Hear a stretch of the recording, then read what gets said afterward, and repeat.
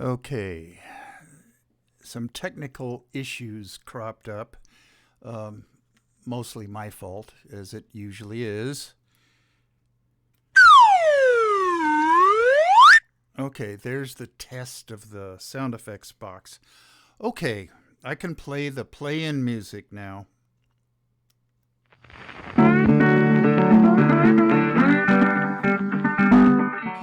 You are listening to KPCA LP, Petaluma, California, at 103.3 FM and worldwide at www.kpca.fm. And this is the Midnight Skeptic. The views of the Midnight Skeptic are not, repeat, not necessarily the views of KPCA or any of its affiliates.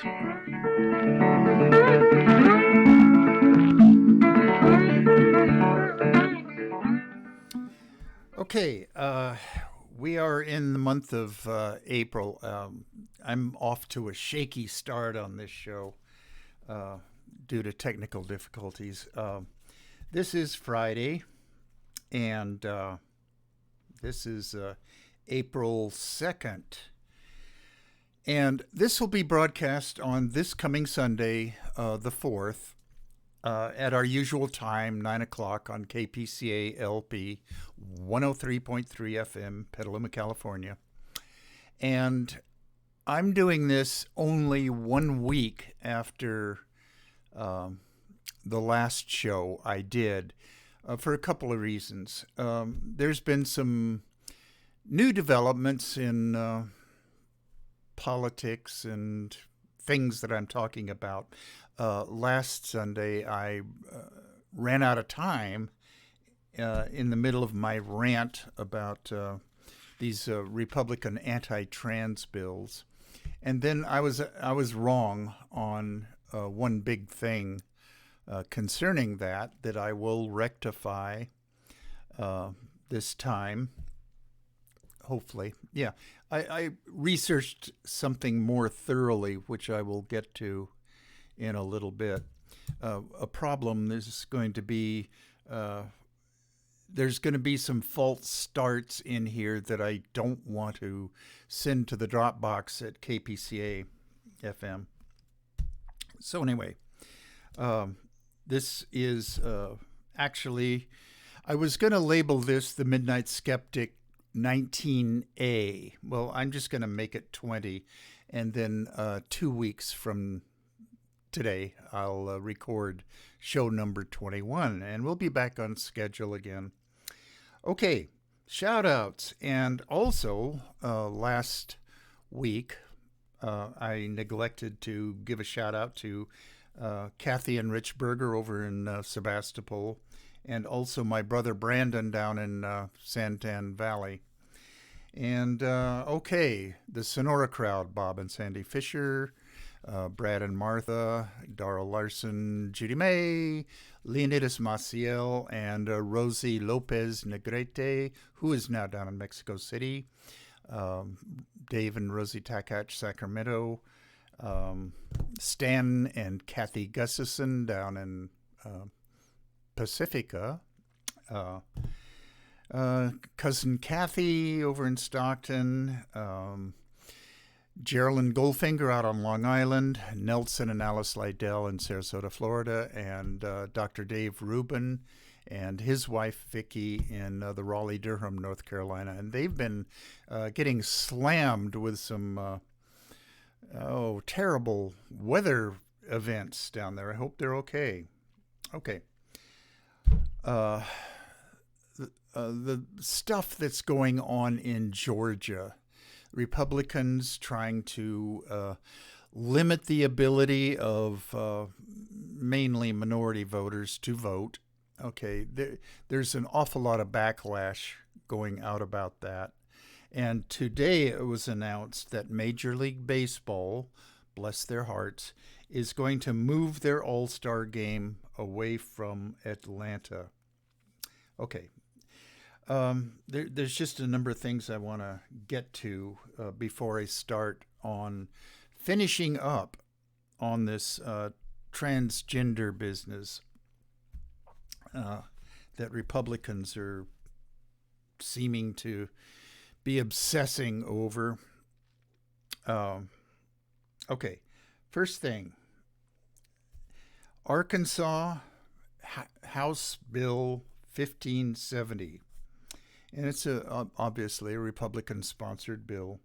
It would prohibit healthcare professionals from providing or even referring transgender young people for medically necessary health care.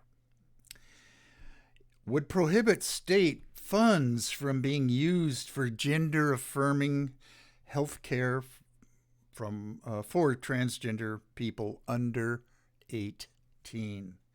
Would allow private insurers to refuse to cover gender affirming care for people of any age.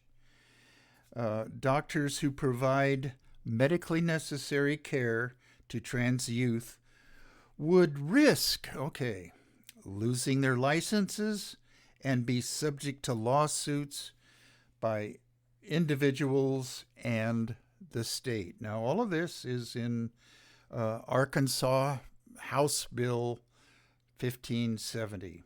It just goes to show you what happens when Republicans get in control of state houses.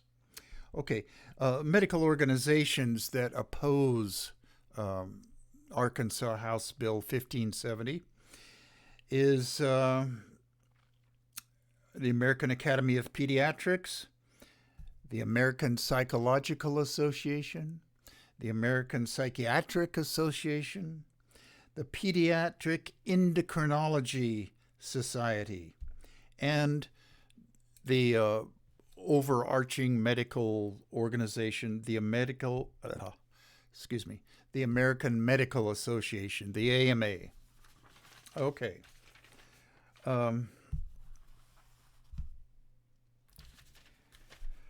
Pennsylvania. Okay, now we're off of anti-trans bills just momentarily. This is the voting thing. Pennsylvania Republican John Joyce introduced a bill, the Grinch Act. Now, the Grinch is an acronym. It's an acronym for Guarding Readers' Independence and Choice Act, GRINCH. Cute, real cute. Okay, it would prohibit taxpayers. It would prohibit taxpayers' dollars from funding bureaucrats' attempts to censor children's literature and determine what our kids are permitted to read. This came about from that foo-faroo about the Dr. Seuss, 6 of his books being taken out of printing. Now, it was no bureaucrats, governmental bureaucrat or politician's attempt to do this. It was the Dr. Seuss's estate that did it, and their publishing arm. And this is an example of free market decisions, which Republicans are ostensibly for. Okay, that was the Dr. Seuss crap. I haven't seen any laws submitted by Republicans into their state houses regarding Mr. Potato Head yet. I'm eagerly awaiting that bit of Republican nonsense. Okay. Back to Georgia again. Republicans are all over the place. I'm trying to round up all their silliness. Governor Kemp signed the voter suppression bill Friday. Okay, now in my notes here, Friday 3/26 is when he did it. This is a week later. Uh, well, okay, now he signed this, is sitting at his desk with six old white Republicans, three on each side of him, and they were sitting under this painting, this really large painting on the wall in back of Governor Kemp's chair of a plantation notorious for its slave owning and dealing. Uh, I haven't been able to find out with my research who painted this painting or when it was painted, but uh, that was what the painting was of.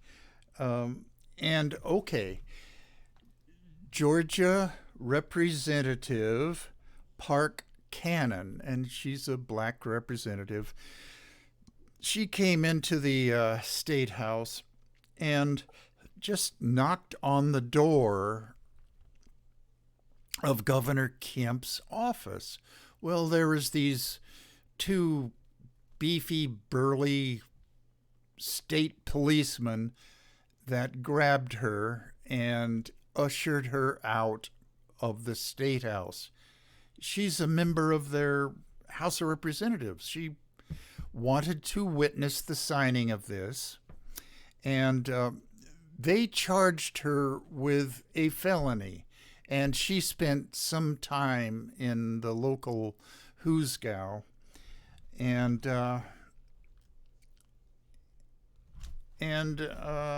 okay, Jim Crow is rearing its ugly head in states that are controlled by Republican state senators, House Representatives, and governorships.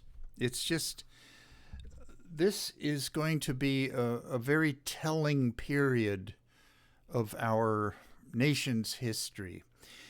It's not good enough that the orange bloat bag sociopath has been voted out of office. He is dragging the whole Republican Party down with him. Trumpism is alive and well. And over the next 2 or 3 years, hopefully, people in this country will be able to see and appreciate how problems can get solved, how good life can be with a democratically controlled Congress and a Democrat in the White House. Hopefully, all vestiges of Trumpism will be swept away in the 2022 elections. I'm keeping my fingers crossed for this. Okay. Okay, in Michigan, Republicans introduced 39 separate voter suppression bills very similar to Georgia's. Democratic Governor Gretchen Whitmer, of course, will veto this thing, but knowing this, the Republicans in Michigan are circulating a petition to get these voter suppression bills on the next ballot. And if they succeed in this, then it will bypass Governor Whitmer's veto. Okay.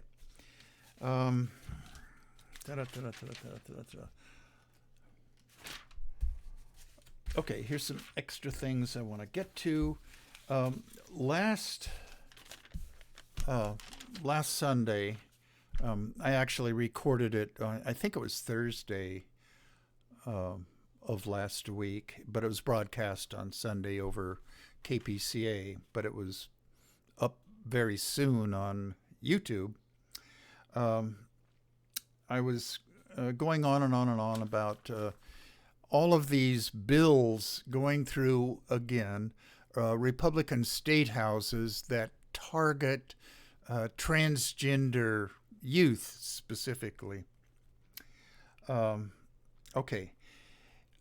State of Tennessee, House Bill 800. It was submitted by State Representative Bruce Griffey, Griffey, and it was under discussion in a subcommittee in Tennessee for submission to the full House in Tennessee. The Commission shall not recommend or list. The State Board shall not approve for local adoption. Okay, this is the Education Commission. I guess I failed to write that word down in my notes, but the Education Commission shall not recommend or list, and the State Board shall not approve for local adoption textbooks and instructional materials or supplemental instructional materials that promote, normalize, support, or address lesbian, gay, bisexual, or transgender issues or lifestyles. Now, I wonder who was the driving force behind this. It's not just Republicans. It's the right-wing fundamentalist Christian evangelicals that have this obsession with passing bills that are detrimental to the LGBTQ community. I really can't understand their mindset that motivates them to obsess about the LGBTQ community.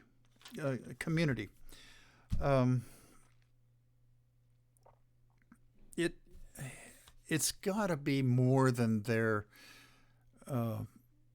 interpretation of biblical myths. It's just got to be more than that. They're just, it's hard to just write them off as hateful people. I'm going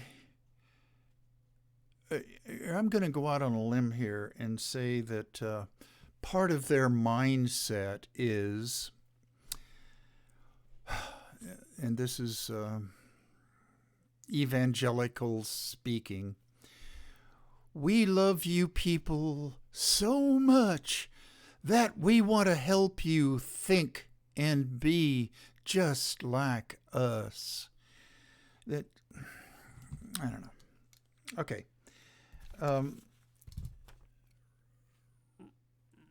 Representative Charles Stewart, who is a Republican, has introduced a similar bill in the House of Utah, the Fairness for All Act, supported by such entities as the Council for Christian Colleges and Universities and the Church of Jesus Christ of Latter-day Saints.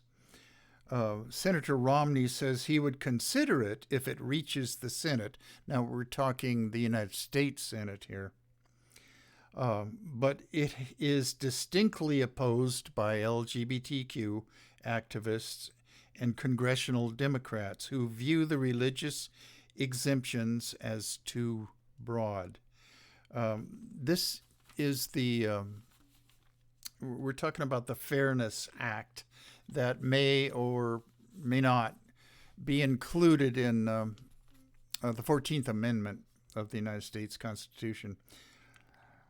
And this is a quote, "That bill is unacceptable because it creates two tiers of civil rights protections and sanctions discrimination against LGBTQ people in homeless shelters and foster care agencies."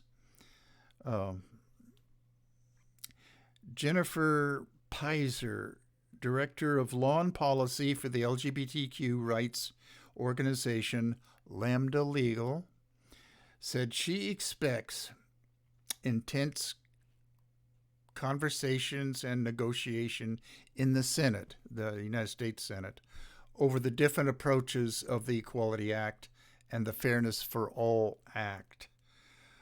For many religious leaders, the Equality Act's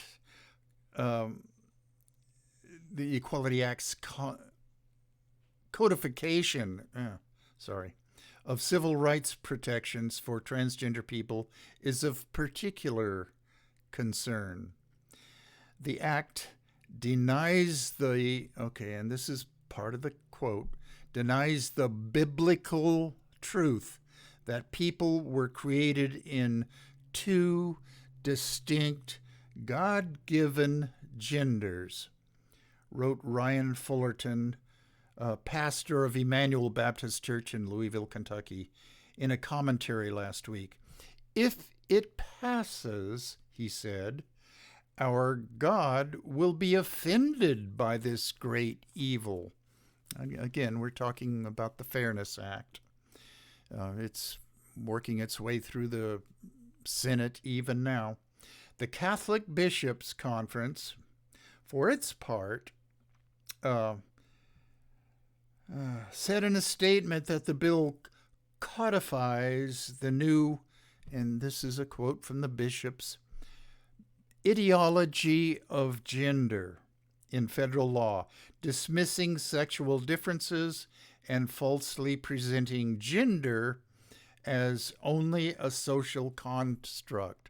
Well, none of that is accurate. I don't expect Catholic bishops to be accurate in what they say. Okay, enough of that.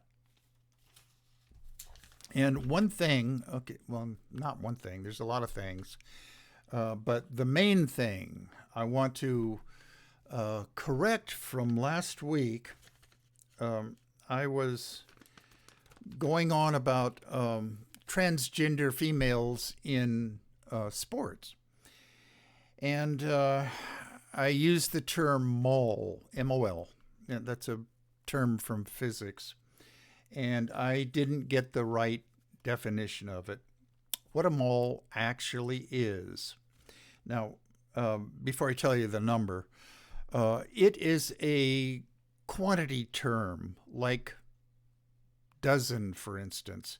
A dozen is always 12. Usually it applies to eggs, but if you have a dozen pencils in your hand, well, you have 12 of them. Okay, a mole is sort of the same thing, except that it's a huge number. It's 6.022 times 10 to the 23rd, better known as Avogadro's number. And then,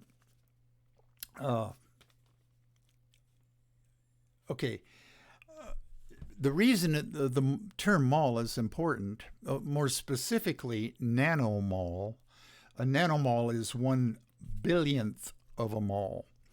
Okay, that is a measure of testosterone in a liter of blood. Now, this is how the International Olympic Committee tests females' blood if there's any question about whether they are really a female or not. Transgender females, in order to compete at the Olympic level, have to have a measure of less than 5 nanomoles per liter of testosterone in their blood. And I have an echo in these headphones, which sometimes screws me up in my pronunciation of things. Now, here,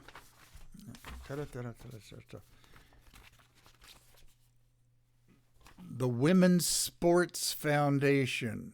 Okay, I printed out their issue on this topic. Okay. When is it appropriate or necessary that females and males participate with and against each other in sports? Okay. Now, some in the trans community will dispute what I'm saying or just disagree with it. Okay, well, that's what the Midnight Skeptic's all about. Incidentally, before I go on any further on this topic, if you want to disagree with me or send me an email or a death threat, please, I'm looking forward to hearing from you all. The Midnight Skeptic, all one word, all lowercase, at gmail.com. Yeah, please, I'd like to hear from you. Okay. When is it appropriate or necessary that females and males participate with and against each other in sports? Okay, their position. Prior to puberty, females and males should compete with and against each other on co-educational teams. And here we're talking essentially Little League and youth soccer and maybe even Pop Warner football teams too. Okay, now why do they specifically mention puberty?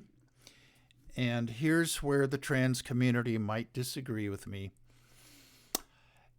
After puberty, which in the case of girls starts sometimes around 9 up through 12. That's a later year. Most girls have begun puberty before 12, but 9 to 12 is a good range. In the case of boys, puberty starts a little bit later than it does with girls.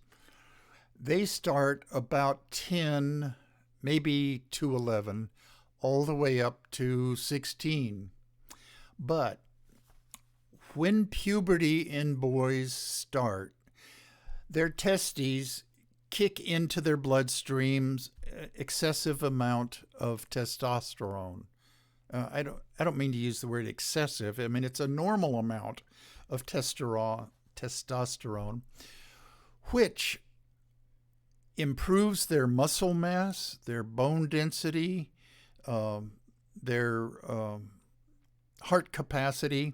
There's all sorts of things that are athletically advantageous because of testosterone. Transgender females who have transitioned after the onset of puberty will take anti-testosterone, or excuse me, not anti-testosterone, but testosterone blocker drugs. And they will also get estrogen shots that will, in theory, lessen their muscle mass and bone density and all the other things that go along with male athletic advantage.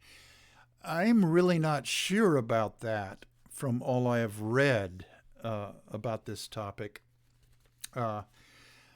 Before puberty sets in, boys and girls should just compete on co-ed teams or if they've medically transitioned before puberty sets in, which I don't recommend anyway. Boys should be, trans women should be allowed to compete on girls' teams. Okay, let's see. Prior to puberty, there is no gender-based physiological reason to separate females and males in sports competition. In fact, research demonstrates that girls who participate with boys in youth sports are more resilient. Competition groupings should be organized around skill and experience. Girls and boys possessing similar skills should be playing with each other and against teams consisting of boys and girls who are similarly skilled. Now, I coached CYO basketball for 2 years, way back when. And we had an eighth grade team. I mean, CYO teams are grade separated, eighth graders and the seventh graders, sixth graders, and so on.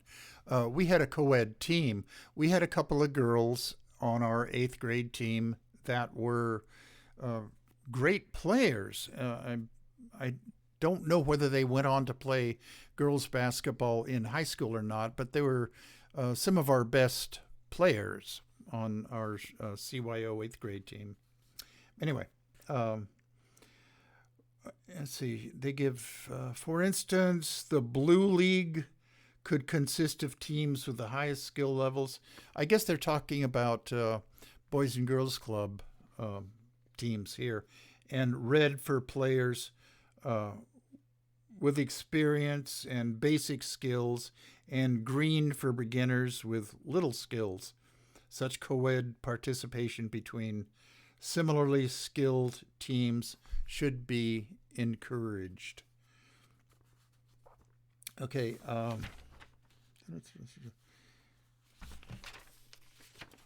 Okay. When are single-sex teams necessary or appropriate?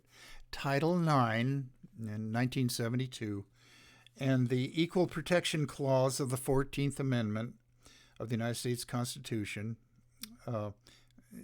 abbreviated EPC, permits schools to create single-sex teams for girls in response to girls' past and continued discrimination and underrepresentation and in athletics. We had an incident a couple of weeks ago when a female trainer for the Stanford's women's basketball team, upon seeing the women's weight room down in San Antonio, where the women's NCAA basketball tournament is being held, it was ridiculously under equipmentized. And then she compared it with, I forget the town, for the men's March Madness tournament going on back at in Indiana. Anyway, they had a state-of-the-art weight room. Anyway, she took pictures of it with her cell phone, and that created kind of a brouhaha. And that was a good thing that she did. Anyway, that got the attention of the NCAA bureaucrats, and they real quickly rectified that situation. So that was how women's sports are generally viewed and treated. Okay, the position of the Women's Sports Foundation. After puberty, co-educational sports competition should be encouraged at all levels where there are rules that require equal numbers of females and males on both teams. Well, high school and college basketball, it's not going to be that way. On both teams, and also rules that maximize fair competition between teams. Title IX is an attempt to rectify the historic inequality of men's and women's sports. Going back a ways, Okay. I coached wrestling, or I was actually an assistant coach down at Aragon High School down in San Mateo for about 4 years. It was something I did in the afternoons, and I took an extremely long lunch break from my job at that time and went down there and helped them because they didn't have a good wrestling program. And the newest teacher or faculty member was quote unquote stuck with the wrestling team. Well, not many of them had a lot of experience. They probably studied wrestling a little bit in their PE classes, but that was it. None of them have actually wrestled in tournaments or on a high school or a college team. Well, I had. Okay, so in 1972, that was the first year that I did this. And I was there when the real beefy PE teachers were reading about this Title IX, and they were all up in arms about this. They were saying that this is going to be the end of male sports as we know it. We have to accommodate women in equal measure. And they were making misogynistic jokes back and forth. I kind of sat in the locker room and listened to this and didn't really appreciate it because I was all in favor of Title IX. I of course, didn't say anything. But no, it wasn't the end of men's sports. All it did was make more faculty positions for females because we needed more female PE teachers. And I remember there was a touring basketball celebrity team of disc jockeys from station KYA. It was in San Francisco at that time. I forget what their call numbers are, but anyway. And they had a couple of local high school stars from San Francisco that were, they were up in their 20s and 30s now. S.T. Saffold was one of them that I remember. He was a basketball hero back in San Francisco, and this is what they did for recreation. Anyway, we played their traveling team, and they were pretty good. And so I played with the faculty, not on the first team because they had their favorites, and the second team when we went in there. We had a couple of the women PE teachers, and I could sort of tell that they were a bit reluctant, understandably, from getting under the backboards and really elbowing each other for these rebounds. And when I got a few of them, rebounds I'm talking about, I threw the ball ahead for these women to female PE teachers to run and start a fast break. I treated them just like another player, and they came through very well. They were very skilled at it, and I could tell that they appreciated me just playing with them, just like they were another basketball player. Okay, Title IX, war story. Yeah. Okay. Number 6 here. I'm still reading from this Women's Sports Foundation. When should schools allow boys to try out for girls' teams? Okay. Now, they don't use the term trans women or transgender girls in this. They still call them boys. Okay.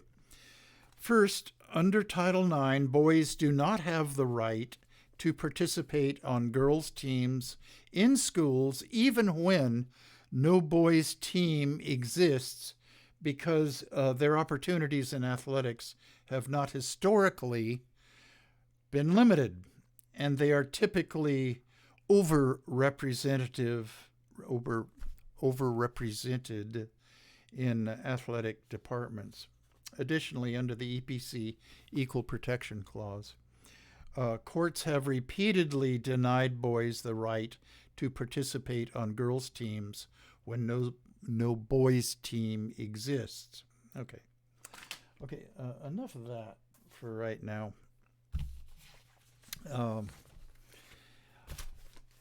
There's a whole raft of anti-trans bills working their ways through Republican-controlled state houses. And they themselves, the Christian fundamentalist Republican party of hating on the LGBTQ community, they constantly refer to them as boys, and they refuse to refer to them as transgender girls. Let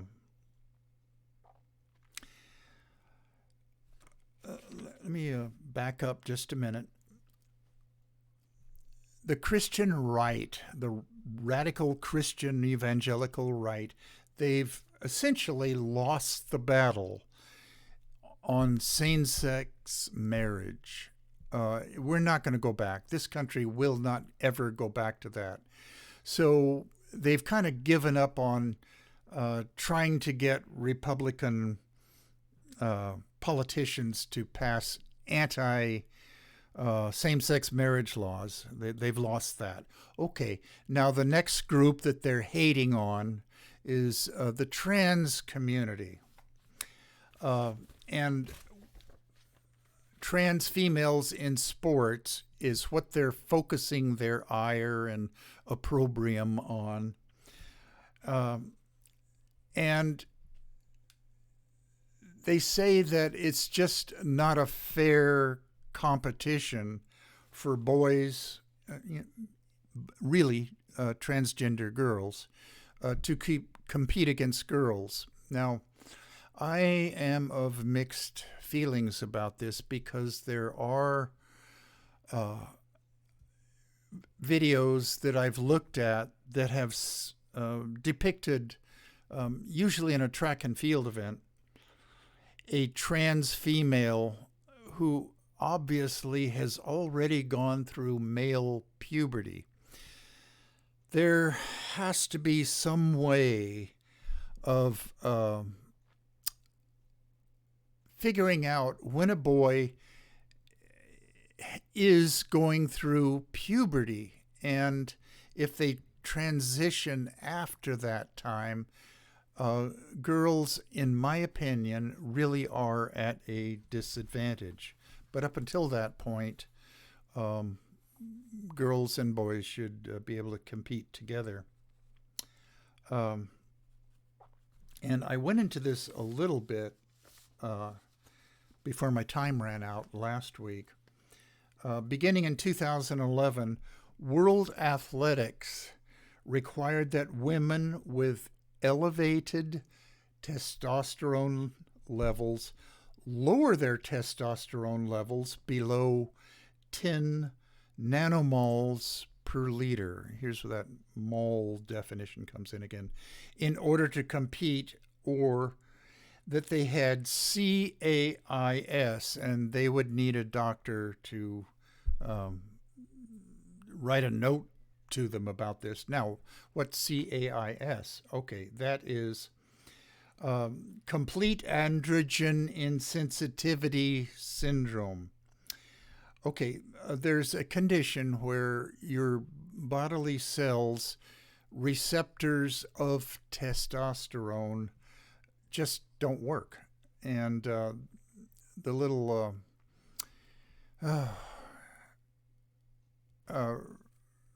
receptor sites on the, I'm having a brain freeze again, on a cell's outer layer. Damn it.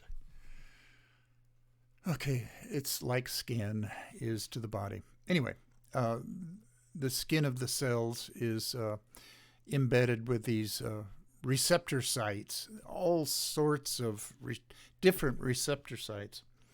And okay, one of the receptor sites is for testosterone. Okay. Uh, Complete androgen insensitivity syndrome. Now, androgens is the catch-all term for male hormones, the main one of which is testosterone. Okay, if a trans female can get a doctor to sign off that she has this condition, then the 10 nanomoles per liter won't apply. Okay. Now, the International Olympic Committee has lowered its standards. Now the accepted levels are less than 5 nanomoles per liter. And this applies to the International Olympic Committee and World Athletics. The NCAA here in the United States allows trans women after 1 year of testosterone suppression hormones to compete as women. Okay, and let's see. I was ranting on about, in fact, I don't think I got to it last week. Idaho, that hotbed of right-wing radicals, their Idaho House of Representatives bill number 500 says, and it's been passed, if a trans female's sex is disputed for athletic purposes, she is instructed to, quote, verify the student's biological sex from a signed physician's statement relying on only one of the following: reproductive anatomy, genetic makeup, or normally endogenously produced testosterone. In Idaho, legislative findings state that, quote, benefits of natural testosterone provides to male athletes is not diminished through the use of puberty blockers and cross-sex hormones. This is patently not true and not scientific at all. Puberty blockers do work, and they render the muscle enlargement and bone density and all of the other things that go along with male puberty. They do keep those down. So boys who have gender dysphoria, who transition before puberty sets in, which is a thing I would not recommend, they should be able to compete as trans females. Okay, where am I? I'm figuratively or literally?